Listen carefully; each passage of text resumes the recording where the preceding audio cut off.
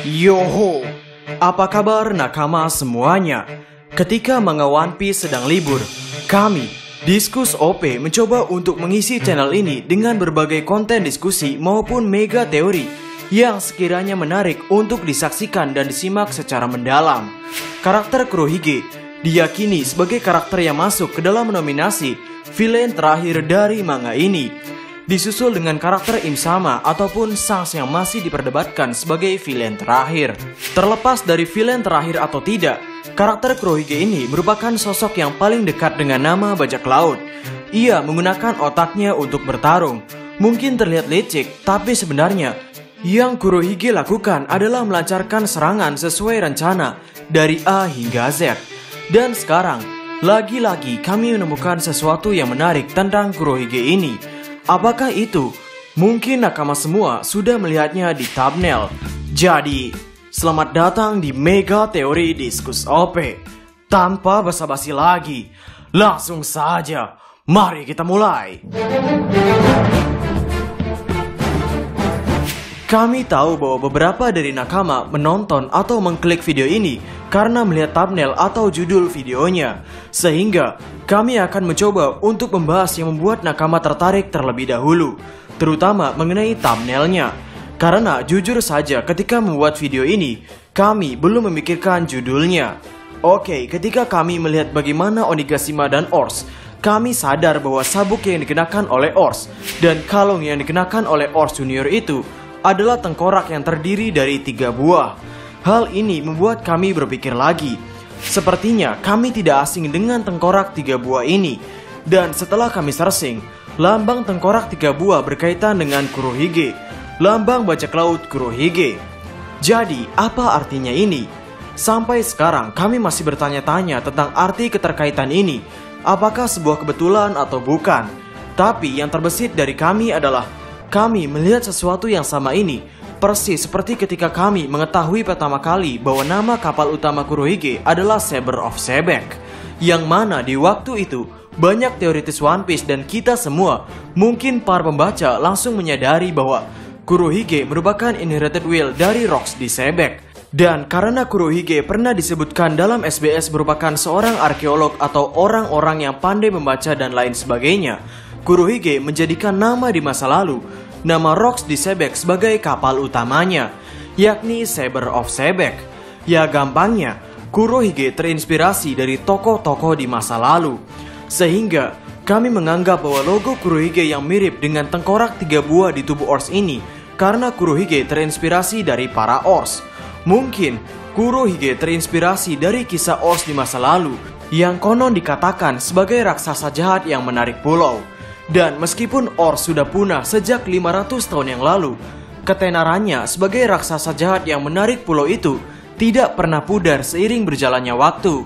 Sehingga sepertinya wajar jika Kurohige menggunakan tengkorak-tengkorak ini sebagai logonya. Karena tokoh jahat seperti Ors ini memang patut untuk dijadikan inspirasi jika kita memang seorang penjahat seperti Teach. Dan ada lagi hal yang mungkin berkaitan dengan masa depan kelompok bajak laut ini, mengenai logo bajak laut Kurohige dan tengkorak yang ada pada Ors. Tapi sebelum membicarakan hal tersebut, kami di sini ingin menyinggung betapa powerfulnya kelompok ini sebagai bajak laut. Jika kita ingat-ingat, di waktu dulu sebelum time skip, ketika si Chibukai pertama kali dikabarkan akan mengadakan rapat itu, salah satu dari anggota Kurohige yakni Lafitte berhasil menyusup ke Marijoa untuk menengok dan bercakap-cakap dengan Sengoku dan lainnya. Ini merupakan hal yang keren, mengingat di waktu itu Sengoku dan orang-orang yang ada di sana terkejut mengenai Lafitte yang bisa-bisanya masuk ke dalam Marijoa tanpa diketahui oleh para penjaga. Jangankan penjaga, orang-orang hebat yang ada di sana tidak menyadari adanya kehadiran Lafitte. Dari sini Kurohige berarti memiliki anggota yang mampu untuk menyusup tanpa diketahui.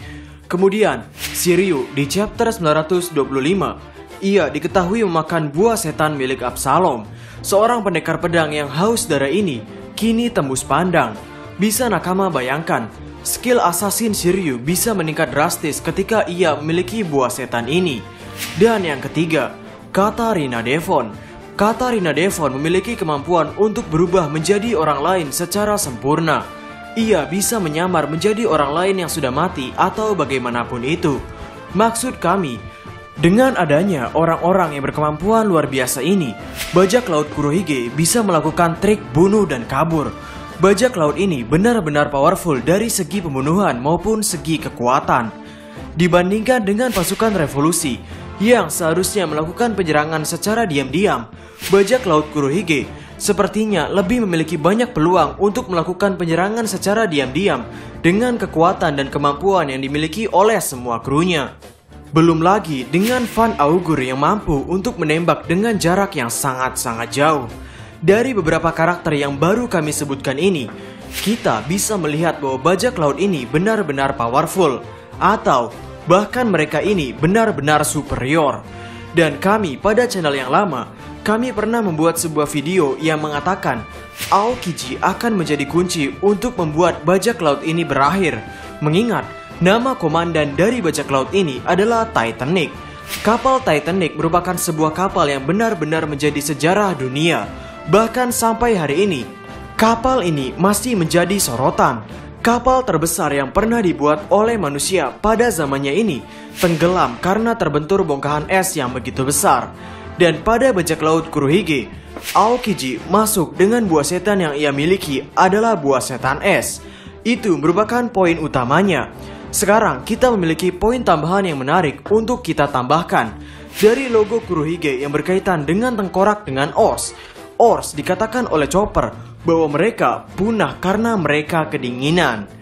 Yap, kami yakin nakama semua sudah menangkap poinnya, yakni poin antara Aokiji, kapal Titanic, dan komandan Titanic, serta tengkorak dan Ors. Sekarang pertanyaannya, apakah mungkin bajak laut sebesar Kurohige ini akan hancur karena Aokiji seorang? Kami tidak yakin akan semudah itu. Namun dari poin-poin ini, hal yang bisa kami tangkap adalah Aokiji sepertinya memang ditakdirkan untuk mengkhianati bajak laut Kurohige. Dengan adanya Yonko Saga, pengkhianatan akan menjadi seni dalam pertarungan yang akan terjadi. Sehingga kita memang harus bisa mengontrol emosi jika ada seseorang yang mengkhianati protagonis maupun antagonis. Dari arc Wano Kuni ini, kita dimunculkan satu buah setan yang bisa berubah menjadi orang lain juga, yakni Mane Manenomi yang sekarang ada di tangan Bone Clay atau Mr. Two.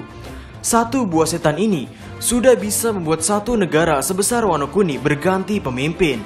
Ya, memang buah setan ini benar-benar membantu dalam hal politik atau hal yang lainnya. Sekarang mari kita bayangkan, dalam bajak laut Kurohige ada 3 orang, yakni Lafitte, Katarina Devon, dan Shiryu. Dan yang paling penting, mereka semua adalah orang-orang yang masih prima. Karena jika dibandingkan dengan nenek-nenek yang memakan buah setan Mane Manenomi di Wano Kuni, perbandingan mereka sangatlah jauh. Belum lagi otak Kurohige yang benar-benar matang jika melancarkan sebuah rencana. Ini menjadi hal yang sangat menarik. Eiichiro Oda sepertinya akan menggeser permainan dari yang tadinya kita tertarik akan kekuatan. Kita akan sedikit berpindah pada permainan perencanaan dan permainan strategi. Mungkin di titik arc Wano Kuni, kita masih bisa melihat permainan atau lebih cocok disebut sebagai pertunjukan dari segi kekuatan. Namun, setelah kita dipertemukan dengan musuh Kurohige, semuanya akan berubah menjadi lebih menarik dengan otak. Cerminan orang-orang hebat yang tersisa. Mereka semua sebisa mungkin menggunakan otak dan bukannya tangan. Seperti Dragon, Imusama maupun Shanks. Terutama Shanks, ia bisa membuat sebuah kedamaian tanpa kekerasan, sebagaimana yang sudah ia lakukan pada saat arc Marineford. Im-sama atau pemerintah dunia bisa menghancurkan sebuah bukti nyata yang mencoba untuk menghancurkan tahta mereka.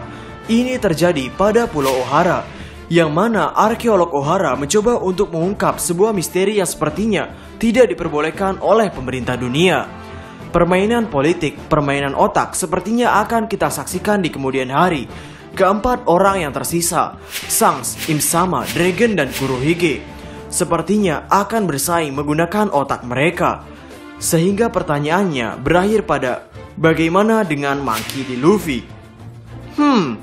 Luffy jika menggunakan otak mungkin akan agak sedikit sulit, karena Luffy bahkan hampir tertipu dengan tampilan Caesar yang mengaku sebagai gangster Gastino. Sepertinya itu saja video untuk hari ini. Bagaimana menurut nakama semuanya? Berikan komentar kalian atau berikan koreksi kalian semua atas teori kami tersebut di kolom komentar di bawah. Jadi, kami Diskus OP dan terima kasih banyak.